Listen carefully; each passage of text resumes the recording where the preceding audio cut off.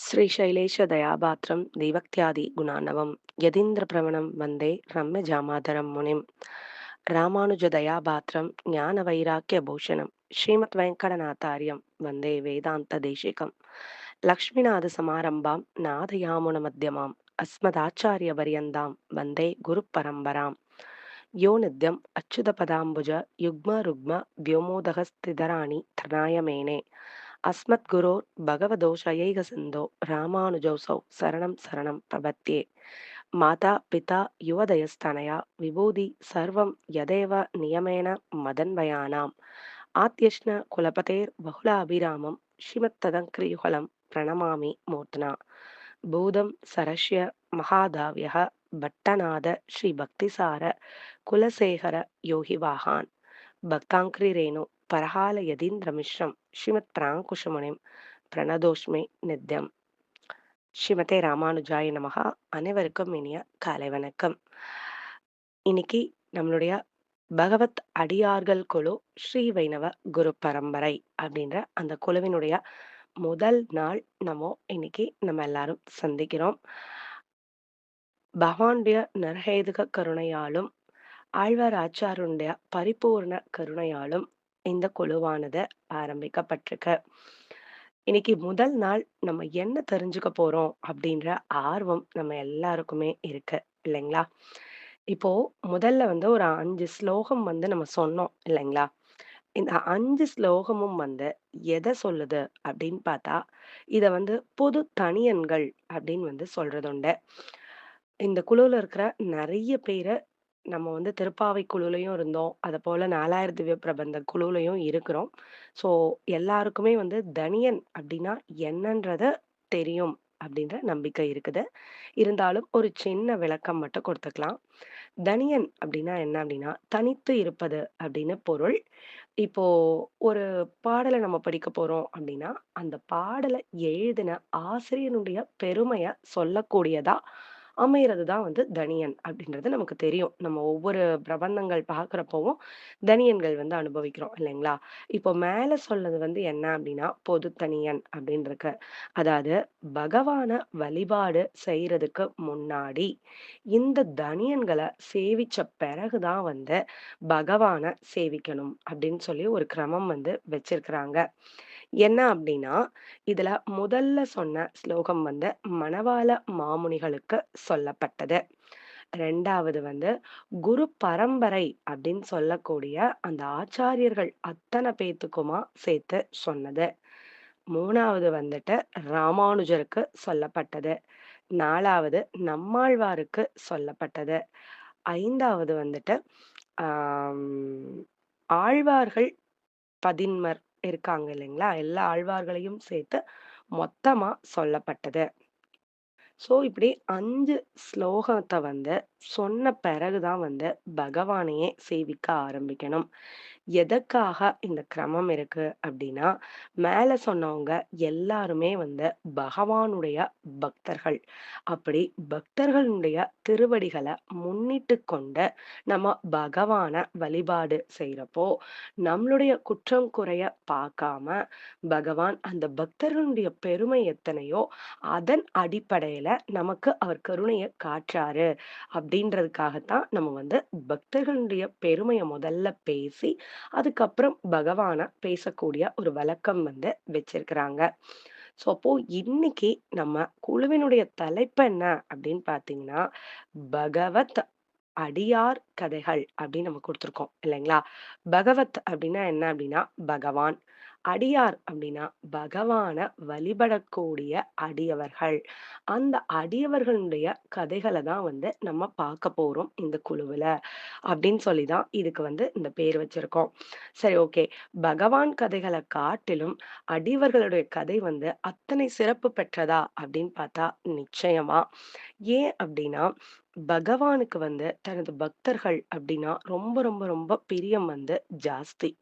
யாரெல்லாம் தூய்மையான பக்தர்களா இருக்காங்களோ, அவங்க மேல அதீத அன்ப காட்டுறாரு பகவான் வந்துட்டு. அப்போ அந்த பக்தர்களுக்கு பகவான் ஒரு அங்கீகாரம் கொடுக்கிறாரு. என்ன அங்கீகாரம் கொடுக்கிறாரு? தன்னுடைய கருணைய காட்டி ரட்சிக்கிறது ஒரு பக்கம் முதல் விஷயம். இன்னொரு விஷயம் என்ன அப்டின்னா, தான் அந்த பக்தர்கள மதிச்சா மட்டும் பத்தாது. இந்த பூமியில இருக்கக்கூடிய மற்ற அத்தன ஜீவராசிகளும் அந்த பக்தனுக்கு ஒரு மதிப்பும், மரியாதையும் குடுக்கணும் அப்படின்னு சொல்லி ஒரு அங்கீகாரம், ஒரு உயர்ந்த அங்கீகாரத்த வந்து பகவான் வந்து குடுத்திருக்கிறாரு. இப்போ நம்ம லௌகீகத்துல பார்த்தீங்க அப்படின்னா, ஒரு முதலாளிக்கு நம்ம தொழிலாளியா இருக்கோம், ஒரு அடிமையா இருக்கோம் அப்படின்னா, நம்மளுடைய பெருமைய போய் எல்லாரும் பேசணும்னு அந்த முதலாளி நினைப்பாரா? நிச்சயமா இல்ல. தன் புகழ பேசணும்னு முதலாளி நினைப்பாரே தவிர, தன்னை வேல பார்க்குற ஒரு தொழிலாளிய பத்தி யாராவது பெருமையா பேசணுன்றதுக்காக மெனக்கெடுவாங்களா? அப்படின்னு பார்த்தா பண்ண மாட்டாங்க இல்லைங்களா? அங்க தான் பகவான் தனித்துவம் பெற்றவரா இருக்காரு. ஸோ, "நீ என்ன பெருமையா பேசாட்டினாலும் பரவால்ல. என் பக்தர்கள பேசு, நான் உள்ளம் குளிர்றேன்." அப்படின்னு வந்து பெருமாள் வந்து சொல்றாரு. அதப்போல தன்ன வணங்குறவங்களுக்கு அவர் அருளாசி கொடுக்கிறப்போ, என்ன அப்படின்னா, நம்ம பகவான் முன்னாடி நிக்கிறப்போ, ஆ நம்மளுடைய குற்றம், குறை என்ன? பாவம் என்ன? இந்த கணக்கெல்லாம் அவர் கண்ல வந்து படுதாம். அப்போ அதுக்கேத்த மாதிரி தான் நமக்கு பலன வந்து குடுப்பாராம். இதே இது ஒரு பக்தனுடைய பெருமைய பேசி நம்ம அங்க நிக்கிறப்போ, பகவான் அந்த பக்தனுடைய பெருமைய கேட்டு கேட்டு ஏன்னா பக்தனுடைய பெருமைனா என்ன நம்ம பேச போறோம்? அந்த பக்தன் வந்து எப்படி பெருமாள வழிபட்டாரு? அப்படின்ற அந்த பரஸ்பரம் அதாவது பகவானுக்கும், அந்த பக்தனுக்கும் உள்ள பரஸ்பரத்த தானே நம்ம வந்து அனுபவிக்க போறோம். அப்ப அவருக்கு அந்த ஞாபகம் போயிருமாம். அந்த பக்தன தான் எப்படி ரட்சித்தோம், அந்த பக்தனோட எப்படி உள்ளத்தால உறவாடினோம் அப்படின்ற அந்த நினைவுக்கு போய் அப்படியே மயங்கி இருப்பாராம் அந்த பக்தன நெனச்சு நெனச்சு. அந்த நேரம் நம்ம பகவான் திருவடியில, "பெருமானே, நீ என்ன பொருட்டு அருட்கடாட்சம் பண்ண வேண்டாம். என் ஆழ்வாரை பொருட்டு, அதாவது அந்த பக்தர முன்னிட்டு கொண்டு, அவருக்காக எனக்கு ரட்சித்துக் கொடேன்" அப்படின்னு நம்ம கேட்கிறப்போ, எதையும் ஆராய்ச்சி பண்ணாம அந்த பக்தனுடைய நற்குணத்துல மூழ்கி, அப்படியே நமக்கு வரங்கள அள்ளி தந்தர்றாராம். ஸோ இதனால தான் பகவானுடைய பக்தர்கள பத்தி பேசுறது ரொம்ப ரொம்ப முக்கியம் அப்படின்னு வந்து சொல்லப்படுது. அதனால தான் நம்மளுடைய இந்த குழுவில வந்து பகவான வழிபடக்கூடிய அந்த அடியவர்களுடைய கதைகள நாம பார்க்க போறோம். ஆ இதுக்கு வேற எதுவும் உதாரணம் இருக்கா? எக்ஸாக்ட்டா டக்குன்னு இப்படி சொல்ல முடியுமா? அப்படின்னு பார்த்தா இருக்குங்க. ஒரு கோவில் ஒண்ணு இருந்தது. அந்த கோவில்ல வந்து நெருப்பு பிடிச்சிருச்சு. அப்போ ஒருத்தர் வந்து என்ன பண்ணாரு அப்படின்னா, "ஐயோ! என் பெருமானுக்கு என்னவாகி விடுமோ?" அப்படின்னு சொல்லிட்டு ஓடி போயி அந்த பெருமாளுடைய விக்கிரகத்த கட்டி பிடிச்சுக்கிறாரு. அப்போ தீ வந்து எரிஞ்சுட்டு இருக்குது. அப்போ இந்த பக்தர் போய் கட்டிப்பிடிச்சுட்டாரு இல்லைங்களா? அவருடைய குடும்பத்தார் இருக்காங்க. அவருடைய மனைவி, மக்கள் எல்லாம் இருக்காங்க. அவங்க எல்லாரும் என்ன பண்றாங்க அப்டின்னா, "ஐய்யய்யோ! என்னுடைய கணவர், என்னுடைய அப்பா போயி இப்டி பெருமாள கட்டிப்பிடிச்சுட்டாரே! அவருக்கு என்ன ஆகுமோன்னு" சொல்லி இவங்க எல்லாரும் ஓடி போயி அந்த பக்தன வந்து சுத்தி கட்டிக்கிறாங்க. அப்போ சரி. ஆனா தீ வந்து பிடிச்சிருச்சு. அவங்க இறந்தும் போயிடுறாங்க எல்லாருமே வந்துட்டு. ஆனா இவங்க எல்லாத்துலயும் இவங்க எல்லாரும் அடுத்து இவங்களுடைய ஆத்மா டிராவல் பண்ணும் இல்லையா? ஸோ அப்போ யாருக்கு பகவான் முதல்ல மோட்சத்த குடுத்தாரு அப்படின்னு பார்த்தா, இந்த பக்தனுடைய மனைவிக்கும், குழந்தைகளுக்கும் தான் குடுத்தாராம். அதுக்கப்புறம் தான் பக்தனுக்கே குடுத்தாராம். என்னது பக்தன் தான பெருமாள் மேல அத்தனை ஈடுபாடா இருக்காரு. இந்த மனைவியும், குழந்தைகளும் இவருக்கு தானே சேவை செஞ்சிருக்காங்க அப்படின்னு பார்த்தா, ஆமா நிச்சயமா பகவான் வந்து தன்னுடைய பக்தனுக்கு யாரு தொண்டு செய்றாங்களோ, அவங்களுக்கு தான் முதல்ல வந்து அனுக்கிரகம் பண்ணுவாரு அப்படின்றத இந்த கதைய வந்து உதாரணமா சொல்றதுண்டு. சரி ஓகே. இப்ப பகவத் அடியார்கள் கதைகள் அப்படின்றதுக்கு விளக்கம் குடுத்தாச்சு. பிராக்கெட்ல இன்னொரு வார்த்தை குடுத்துருக்கோம். ஸ்ரீ வைணவ குரு பரம்பரை அப்படின்னு சொல்லி குடுத்துருக்கோம் இல்லைங்களா? ஸோ அதுக்கு என்ன விளக்கம் அப்படின்றத பார்க்கலாம். இப்ப பக்தர்களுடைய கதைய தான் பார்க்க போறோம்னு தெரிஞ்சிருச்சு நமக்கு. ஆனா எதுக்காக ஸ்ரீ வைணவ குரு பரம்பரைன்னு இதுக்கு இன்னொரு தலைப்பும் குடுத்துருக்கோம் அப்படின்றத பார்க்கலாம். முதல்ல ஸ்ரீ அப்படின்னா என்ன? ஸ்ரீனா வந்துட்டு திரு, அதாவது மகாலட்சுமி தாயார் அப்படின்னு அர்த்தம். ஸோ அப்போ இந்த சம்பிரதாயமே வந்து மகாலட்சுமிய அடிப்படையா கொண்டதுதான். இது வந்துட்டு வைணவம் அப்படின்னா என்ன? அப்படின்னா விஷ்ணுவை அதாவது விஷ்ணுவை தலைமையாகக் கொண்டு வழிபடக்கூடிய பக்தர்கள் அனைவரையும் வந்து வைணவன் அப்படின்னு வந்து சொல்றதுண்டு. அதாவது பிரம்மம் அப்படின்றது ஒண்ணுதான். இந்த பிரம்மத்த நம்ம எது மூலமா அறிந்து கொள்றோம் அப்படின்னா, வேதத்தின் மூலமா அறிந்து கொள்றோம். அந்த பிரம்மமானது ஸ்ரீமன் நாராயணனா இருக்காரு அப்படின்றத பக்தர்கள் உணர்ந்து அந்த விஷ்ணுவையே தங்களோட தலைவனா ஏத்துக்கிட்டு விஷ்ணுவுடைய புகழை பேசுறவங்க தான் வைணவன் அப்படின்றத. ஸ்ரீ வைணவம் அப்படின்றதே என்ன அப்படின்னா, பகவான் ஸ்ரீமன் நாராயணன். அதாவது நாராயணன் தனித்து கிடையாது. ஸ்ரீமன் நாராயணன் தான். என்னைக்குமே பிராட்டியோடு இணைந்த பகவான் அப்படின்றத காட்டுறதுக்காக தான் ஸ்ரீ வைணவம், ஸ்ரீ வைணவன் அப்படின்னே அடையாளம் கொடுக்குறாங்க. அப்போ பெருமாள் பிராட்டிய பத்தி பெருமையாக சொல்லி, அவர்களது திருவடியவே தஞ்சம் அடையறது தான் வைணவம் அப்படின்றது. சப்போஸ் ஸ்ரீ வைணவ குரு பரம்பரை அப்படின்னு இருக்கு. சரி, ஓகே. அப்ப பெருமாள் தாயார கும்பிட போறாங்க. யாரு கும்பிட போறாங்க? குரு அப்படின்னு போட்டிருக்கே. இந்த குருனா யாரு? அப்படின்ற சந்தேகம் நமக்கு வரும். குரு அப்படின்னா நம்ம எல்லாருக்குமே தெரியும். அதாவது வித்தைகளை கற்றுக் கொடுக்கக்கூடியவர் தான் குரு அப்படின்னு தெரியும். இப்போ இந்த குருக்கு இன்னும் ஒரு அழகான விளக்கம் குடுக்குறாங்க. என்ன அப்படின்னு பார்த்தீங்கன்னா, குரு அப்படின்னா இருட்டை போக்குபவர் அப்படின்னு அர்த்தமாம். அதாவது நமது அஞ்ஞானத்தை போக்குபவர் அப்படின்னு அர்த்தமாம். அதாவது நம்மளுடைய ஆத்மா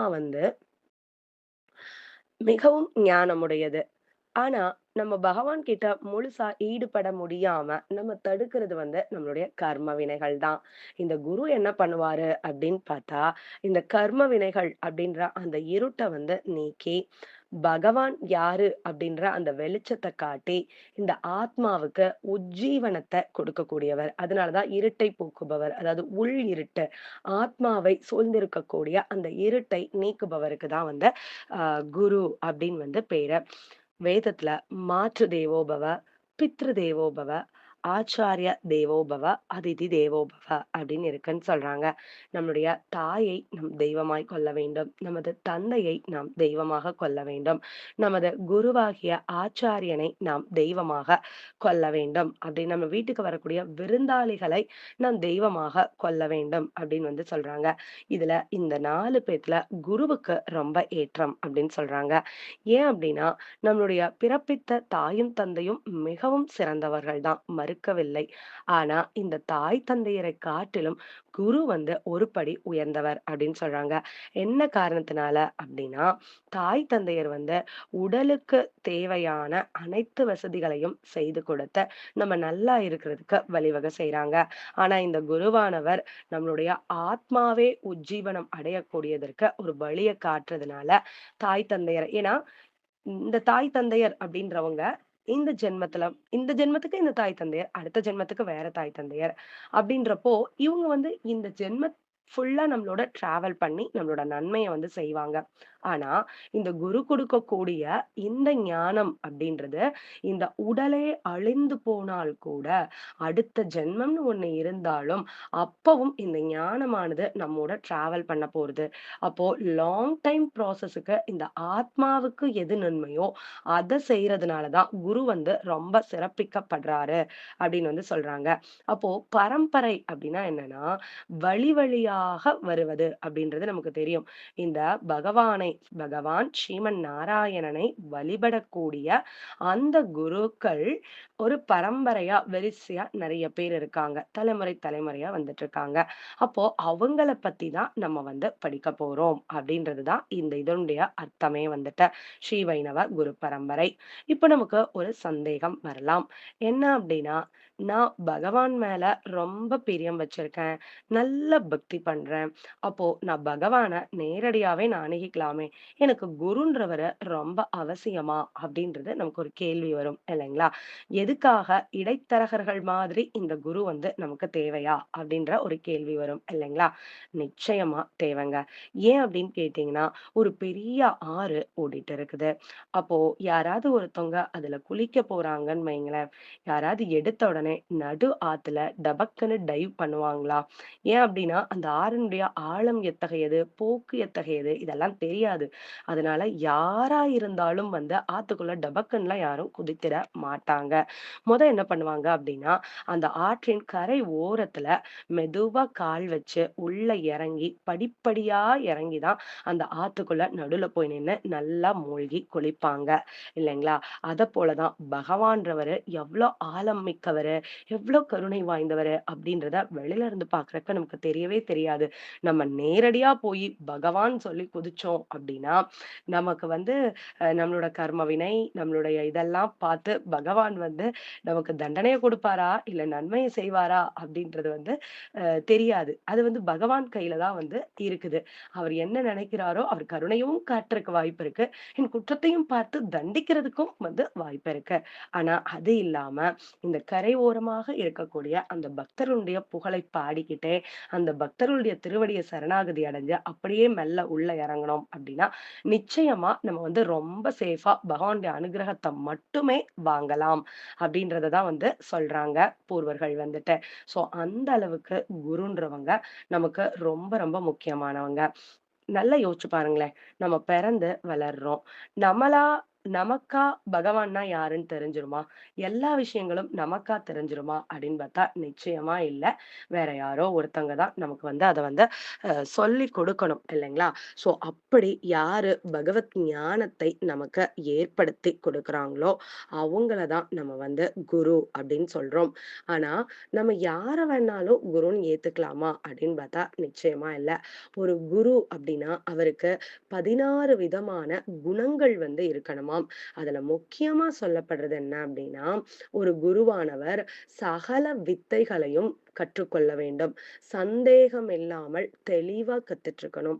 அப்படி கத்துக்கிட்ட அந்த விஷயத்த தன்னுடைய வாழ்க்கையில வாழ்ந்து காட்டுறவரா இருக்கணும். அதோட தன்னுடைய சிஷ்யர்கள் மேல பொறாமை கொள்ளாதவரா இருக்கணும். இந்த மாதிரி 16 விதமான லட்சணங்கள் வந்து ஒரு குருவுக்கு சொல்லப்படுது. அப்படிப்பட்டவர தான் நம்ம குருவா ஏத்துக்கணுமே தவிர, மற்றவங்க யாரையும் நம்ம வந்து குருவா ஏத்துக்கிட கூடாது அப்படின்னு வந்து சொல்றாங்க. அப்ப நமக்கு அப்பா! இந்த மாரி 16 குணங்கள்லாம் யார்கிட்ட இருக்கு? நம்ம எங்க போய் தேடி போறது? யார குருவா ஏத்துக்கிறது? அப்படின்ற கன்ஃப்யூஷன் வரும் இல்லைங்களா? ஸோ அதுக்கு விடை கொடுக்கக்கூடியது தான் என்ன அப்படின்னா, ஆழ்வார்கள் 12 பேர் இருக்காங்க. ஆச்சாரியர்கள் நெறைய பேர் வந்து இருக்காங்க. இல்லைங்களா? ஸோ அப்போ அவங்கள்ல யாராவது ஒருத்தர நம்ம நிச்சயமா குருவா ஏத்துக்கலாம். அவங்கள ஏத்துக்கிட்டு அவங்களுடைய திருவடிகள தஞ்சம் அடைஞ்சு, அதுக்கப்புறம் நம்ம பகவான கும்பிட்டோம் அப்படின்னா, பகவானுடைய அனுகிரகமானது நமக்கு எளிமையாவே கிடைக்கும் அப்படின்னு வந்து சொல்லலாம். இன்னொரு கேள்வியும் நமக்கு எழலாம். என்ன அப்டின்னா, எத்தனையோ பக்தர்கள் இருக்கிறப்போ, நாம எதற்காக ஆழ்வார்களையும், ஆச்சார்களையும் தெரிஞ்சுக்கணும்னு சூஸ் பண்றோம். இன்னும் எத்தனையோ பக்தர்கள் இருக்காங்களே! எல்லாரையுமே பார்க்கலாமே! அப்டின்னு பார்த்தா உண்மதான். அகில உலக கிருஷ்ண பக்தி இயக்கம் சொல்லி, இந்த உலகம் முழுக்க பகவானுடைய புகழ பேசக்கூடியவங்க இருக்காங்க. ஒவ்வொரு மாநிலத்திலயும் பகவான் வந்து ஒவ்வொரு அ அவதாரமா ஒரு கோவில்ல வந்து இருக்காரு. இப்போ வந்து நம்ம வட இந்தியாலலாம் பார்த்துட்டோம்னா, ஜெகந்நாத் இறைவன் அப்படின்ற பேர்ல பகவான் வந்து இருக்காரு. அதுக்கப்புறம் வந்து பாண்டுரங்கனா வந்து இருக்காரு. கேரளாக்கு போயிட்டோம் அப்படின்னா, குருவாயூரப்பனா இருக்காரு. ஆந்திராக்கு போனோம் அப்படின்னா, திருவேங்கடமுடையானா வந்து இருக்காரு. தமிழ்நாட்டுல பல திவ்ய தேசங்கள், இந்தியா முழுக்கவே பல திவ்ய தேசங்கள்ல பெருமாள் வந்து எழுந்திருக்கிறாரு இல்லைங்களா? ஸோ அப்போ ஒவ்வொரு பெருமாளையும் வழிபடுறதுக்குன்னு ஒரு கூட்டமே இருக்கும். ஒவ்வொரு பெருமாள வழிபடக்கூடிய அந்த பக்தர்களும் இருப்பாங்க. அந்த பரம்பரையுமே வந்துட்டு இருக்கும். ஆனா, நம்ம ஏன் ஆழ்வார்களையும், ஆச்சார்களையும் சூஸ் பண்ணியிருக்கோம் அப்படின்றதுக்கு ஒரு காரணம் இருக்குங்க. என்ன அப்படின்னா, நம்மல்லாம் தமிழ்நாட்ட சேர்ந்தவங்க இல்லைங்களா? அதோட இந்த தெற்கு பாரதத்த நம்ம வந்து சார்ந்தவங்க. இந்த தெற்கு பாரதத்துக்கே ஸ்பெஷல் என்ன அப்படின்னா, ஆழ்வார்களும், இந்த ஆச்சாரியர்களும் தான். அதனால நம்ம மண்ணுல உதிச்ச பக்தர்கள், இப்ப பாண்டுரங்கன நம்ம கும்பிடலாம். பாண்டுரங்கன் பக்தர்கள நம்ம ஃபாலோ பண்ணலாம். வடக்குல உள்ள யார வேணாலும் கும்பிடலாம். அது நம்மளோட விருப்பம் தான். ஆனா, நம்ம மண், நம்ம அடையாளம், நம்மளுடைய தமிழையே எழுதினவங்கள பத்தி தெரிஞ்சுக்கிறது மென்மேலும் நமக்கு எளிமையாகவும் இருக்கும். அது நமக்கு உகந்ததாவும் இருக்கும். அப்படின்ற காரணத்தினால தான் நம்ம வந்து ஆழ்வார்களையும், ஆச்சாரியர்களையும் தெரிஞ்சுக்க போகிறோம். அவங்களுடைய கதைகள் எல்லாத்தையுமே வந்து நம்ம அனுபவிக்க போகிறோம். ஆ இன்னைக்கு முதல் நாள் 20 நிமிஷம் ஆயிடுச்சு. எல்லாத்துட்டயும் மன்னிப்பு கேட்டுக்கிறேன். என்ன அப்டின்னா, நம்ம குழுவினுடைய பேருக்குரிய விளக்கம் குடுக்குறதுக்கே இவ்ளோ பெரிய எக்ஸ்ப்ளனேஷன் நமக்கு தேவைப்பட்டிருக்குது. சரி பரவாயில்லங்க. இன்னைக்கு நம்ம குழுவினுடைய பேர் என்ன அப்டின்றத தெரிஞ்சுக்கிட்டோம். நாளை முதல் நம்மோ அ ஆழ்வார்களுடைய சரித்திரம் முதல்ல வந்து ஆழ்வார்களுடைய சரித்திரத்த தான் நம்ம பார்க்க போறோம். 12 ஆழ்வார்களுடைய கதையத்தான் பார்க்க போறோம் நம்ம வந்துட்டு. ஸோ நாளை முதல் ஆழ்வார்களின் கதை ஆரம்பம்.